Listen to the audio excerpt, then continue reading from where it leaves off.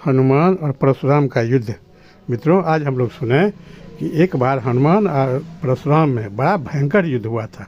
परशुराम जी भगवान विष्णु के अंशावतार थे। पृथ्वी पर से वह भी पापियों का भार कम करने के लिए आए थे, और हनुमान जी शिव के अवतार थे। तो ये दोनों में एक बार बड़ा भयंकर युद्ध हुआ। ये युद्ध क्यों हुआ? परशुराम जी भगवान श्री विष्णु के क्रोधावतार थे और अंशावतार थे। परशुराम जी स्वभाव से ही बहुत ज़्यादा क्रोधी थे। वह कोई चीज़ बर्दाश्त नहीं कर पाते थे।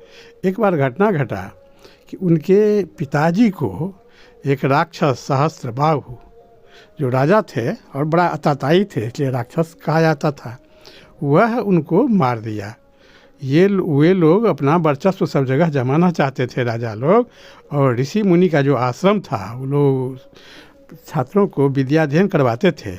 वो लोग ऋषि मुनि का वह सब चाहते थे कि हमारे ही अंदर रहे और हमारा ही बात सुने। ऋषि मुनि के अपने आश्रम में छात्रों को विद्याध्ययन करवाते थे, और वो लोग किसी के अंदर में नहीं रहना चाहते थे। वे लोग स्वतंत्र थे। उन लोगों का विचार बात सब बड़ा उच्च कोटि का होता था। तो राजा लोग उन लोगों को इज्जत करना छोड़ दिया। इसी बात लेकर के वह बड़ा क्रोधित था। और एक बार इनके यहाँ जो एक नंदिनी गाय थी, उसको वह बलजोरी लेने लगा। उसी पर में युद्ध हुआ और इनको मार दिया। जब परशुराम जी को ये बात पता चला कि हमारे पिताजी को हत्या कर दिया है सहस्त्रबाहु ने, तो वह बहुत ज़्यादा क्रोधित हुए और वह प्रण कर लिए। वह सभी को साक्षी रख करके, सभी देवों पितरों को साक्षी रख करके प्रण किए कि मैं पृथ्वी को क्षत्रिय विहीन कर दूंगा।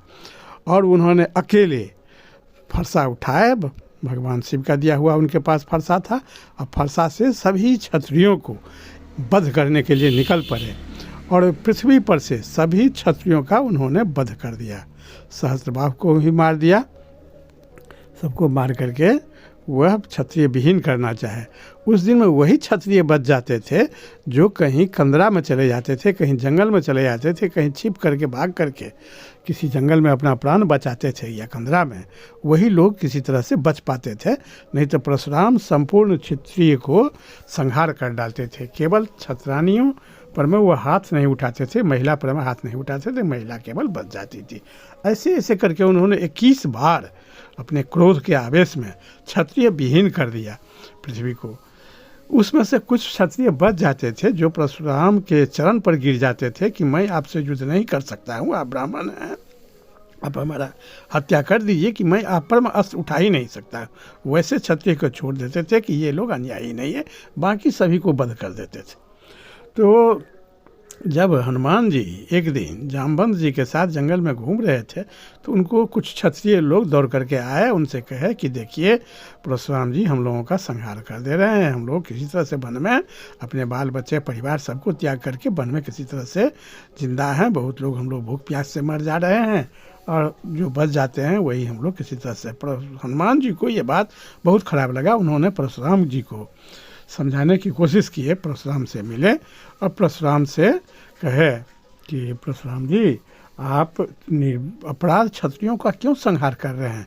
आपके पिताजी को तो कोई एक क्षत्रिय जो अताताई था वह वध कर दिया।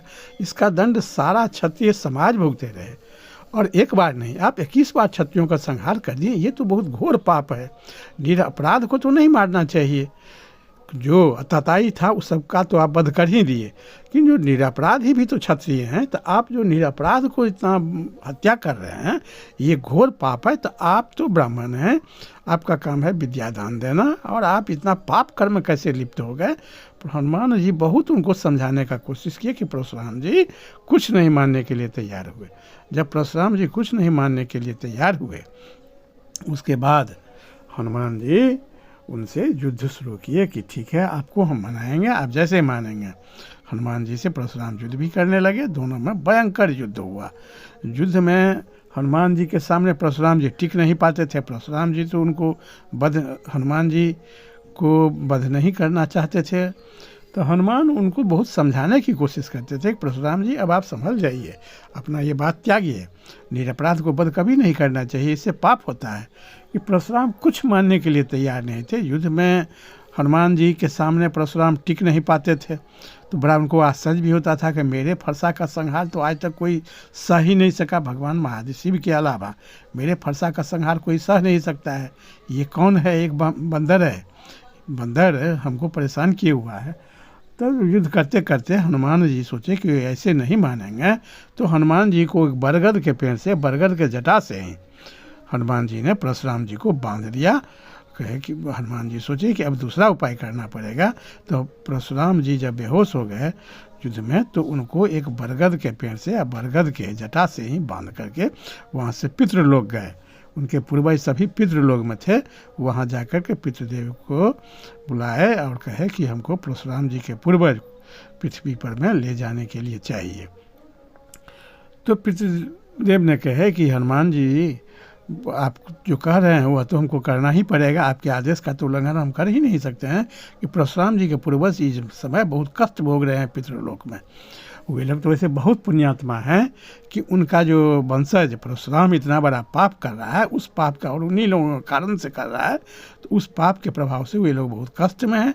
हनुमान जी आपसे मिला देते हैं। तो वो लोग पितृदेव हनुमान जी को सबसे मिलाए और वो सबों ने कहा कि देखिए परशुराम हमारा जो पुत्र है वह बहुत पाप कर रहा है पृथ्वी पर, और हम लोग तो अपने पुण्य प्रभाव से स्वर्ग चले गए होते, उनके पाप का दंड हम लोग भोग रहे हैं, जिसका कोई उपाय भी हम लोगों के पास नहीं है। तो हनुमान जी उन लोगों को कहे कि ठीक है, इसका उपाय मैं करता हूँ, और पितृदेव से कहे कि कुछ देर के लिए इन लोगों को पृथ्वी लोक पर में हमको ले जाने दीजिए। तो हनुमान जी उन सबको लेकर के आए, अपने अदृश्य रहे, उन लोगों से मिलवाए, उनकी माता और सभी लोग बड़ा रोने लगे कि पुत्र तुम्हारे कारण हम लोग तुम्हारे पाप का दंड भोग रहे हैं, तुम ये जो पाप कर रहे हो, निरपराध लोगों को जो पृथ्वी पर आतंक मचाए हो, मार रहे हो, उस सब का संहार करना तुम छोड़ो, तुम्हारे पाप का दंड हम लोग भुगत रहे हैं। तो मित्रों बहुत बहुत धन्यवाद इस सब तरह कहानी सुनने के लिए। कृपया हमारे चैनल के साथ बने रहें। तब तक बहुत जय श्री राम, जय श्री